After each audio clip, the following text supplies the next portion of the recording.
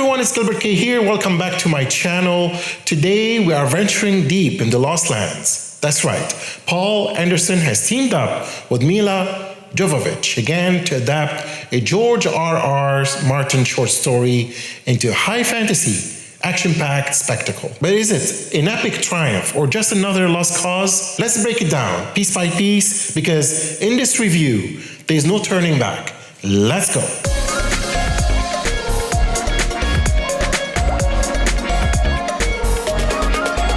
First thing first, if you're new to my channel, don't forget to like, subscribe, and share. Also, check other episodes. You can listen to this episode and others on any podcast platform. Also, don't forget to check my new merch online in the provided link below. Here we go. Directing.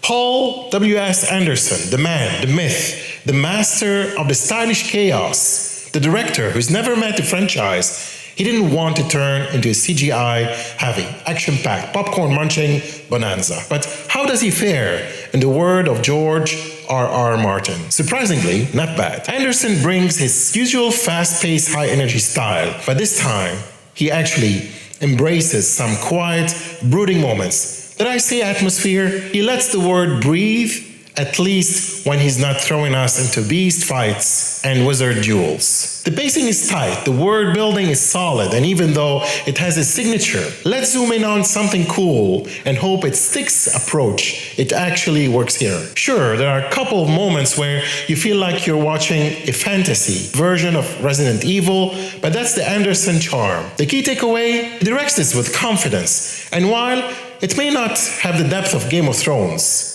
it doesn't need to.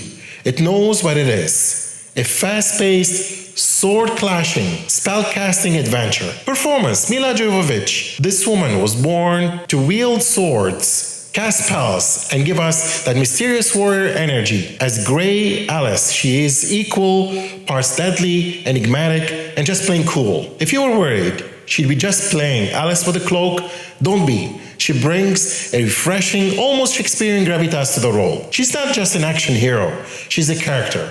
Then there's Dave Bautista as Boyce, the rug drifter. And let me tell you, this man is built for fantasy epics. He's got the presence, the emotional depth, and let's be honest, when this guy swings a sword, you feel it. The chemistry between him and Jovovich is solid, equal parts trust and tension. The supporting cast does their job well, but this is the Milla and Dave show, and honestly, I'm here for it. Fight scenes. Alright, let's talk about the action. You came for the battles, and the Lost Lands deliver. The fight choreography is brutal. It's got that raw, medieval feel, like every strike hurts. The sword fights, immaculate.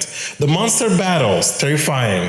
And the magic duels, oh boy. If you've ever wanted to see a sorceress and a werewolf thrown down in a glooming battlefield of nightmares, this movie has you covered. And here's the kicker, no shaky cam. Anderson finally lets the action breathe. You can actually see what's happening. Are the fights always realistic? Nah. But are they awesome? Absolutely. Visual effects and cinematography. Visually, this movie slaps cinematographers Glenn McPherson, who's worked with Anderson before, brings us gorgeous sweeping shots of desolate wastelands, eerie castles, and some truly nightmarish creatures. Think Mad Max meets The Witcher. Now the CGI is hit or miss. Some of the creatures look insanely good, while others have this was rendering at 3 a.m. look. But for the most part, the visual effects serve the word well. It's immersive, it's darkly beautiful, and it keeps you hooked. So what's the final verdict? In The Lost Lands, it isn't a perfect film, but it knows what it is. A dark, action-packed fantasy ride with killer fights, cool magic, and just enough heart to keep you invested. If you love Anderson's style and you're down for a mix of Resident Evil, Game of Thrones, and Mad Max, then you're gonna have a great time. If you're looking for a deep political intrigue and layered storytelling, well, you should probably stick to reading Martin's books. Now the real question is, will this movie get Anderson to finally make a good video game adaptation? Probably not, but we can dream. That's all, folks. Let me know what you think in the comments below. Thank you for watching or listening to my episode, and don't forget to check other episodes on my channel and all podcast platforms. Until next time, Gilbert.K out.